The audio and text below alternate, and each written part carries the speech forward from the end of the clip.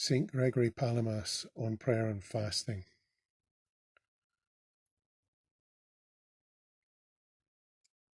The first thing I want to underline that St. Gregory mentions here is that fasting acts like a double wall, like the walls around Jerusalem to protect it.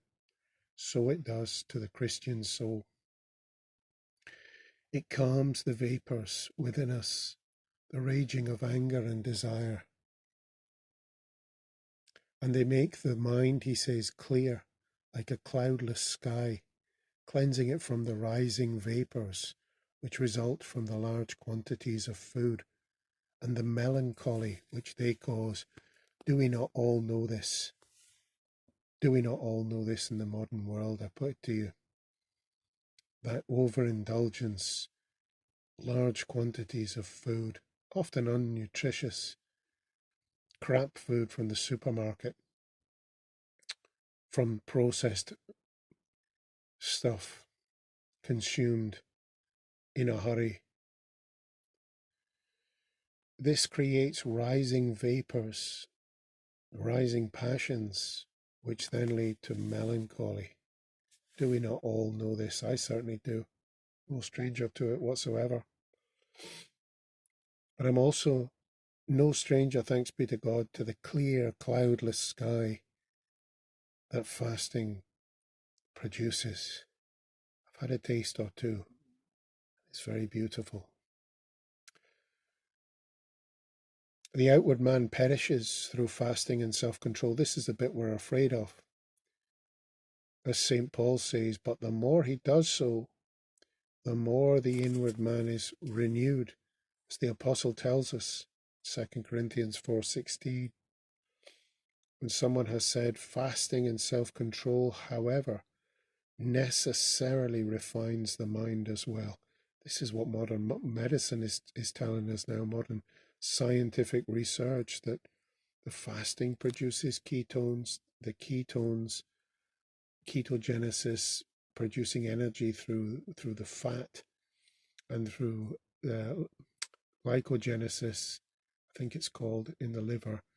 It's very clean burning, very efficient fuel for the mind and results in great clarity.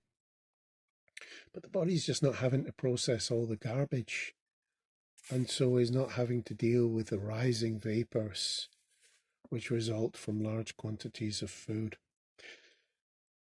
Now, the next thing he's going to talk about that I want to underline here is how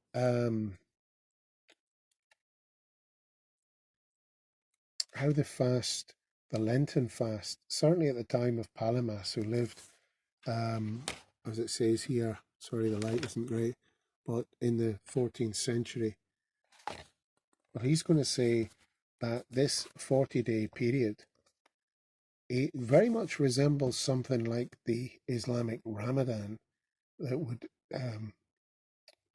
emerge in the 6th, 7th century onwards. And I put it to you, well, it's not me that puts it, but this is scholarship, that this was the Lent, the Christian Lent was one meal a day after sunset. One meal a day, but not just, and Gregory Palamas is going to say, not just, eating whatever you like and having a food fest at sunset. No, but practicing self-control, eating simple foods. And he's going to cite that this was the practice, according to church tradition, of Peter and Paul, who was no stranger to hunger and thirsting and fastings often, 2 Corinthians 11:27, and we're told by the church fathers that Peter used only salted olives, lupin, and wild honey. And this is the practice of Lent, isn't it? Of simple vegetable diet. Not just veganism, whenever you fancy. Of course, one checks all these things out with one's spiritual father, mother, to live in the full rhythm of obedience. But it's lovely to see that this is the full vigour of Orthodox fasting, similarly on the Wednesdays and the Fridays, if one can. And he goes on to say that going without food to this extent is surely easy, and reasonable for nearly everyone. Obviously, the sick, the young, there's exceptions. But when we eat, let it also be with moderation, so that fasting and eating within due limits, we may not lag far behind those who do not eat at all. Eating your fill, he's going to say here, that's the stuff that damages us. Most of us are undernourished, malnourished from obesity and from overindulgence, ironically, especially in the West, not from undernourishment. Eating your fill unavoidably gives rise to gout, headaches, and other illnesses, whereas fasting is the mother of good health.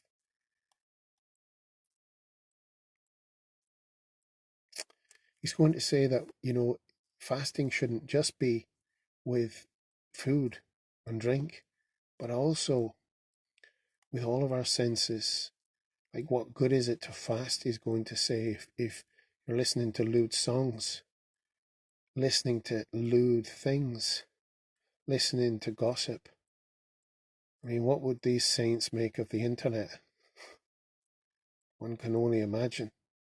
So fasting today should well, and I've spoken to some Orthodox priests on this subject, and it seems clear that true Christian fasting should include guarding of all of the senses, not simply the stomach, out of tradition, etc.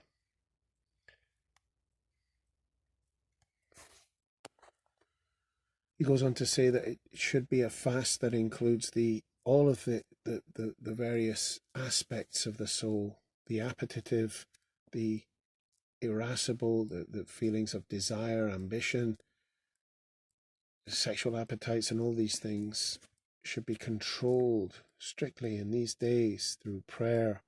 And this is going to bring him on to the idea, well, what is uniquely Christian about these things? Nobody can be saved by fasting. We know that fasting, psalmody, and prayer by themselves cannot save anyone.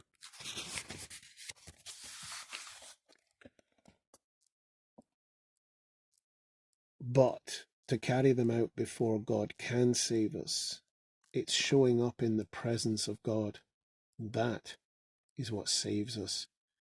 But it's showing up as somehow worthy of the great bridegroom.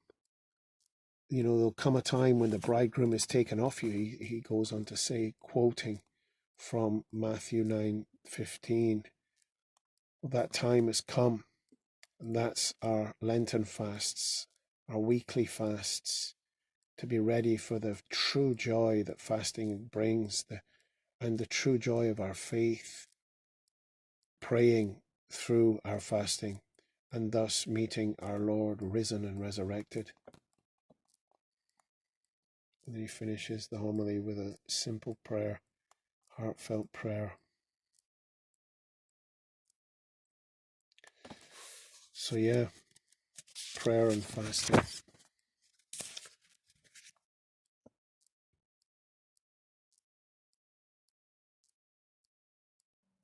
Just for some consideration.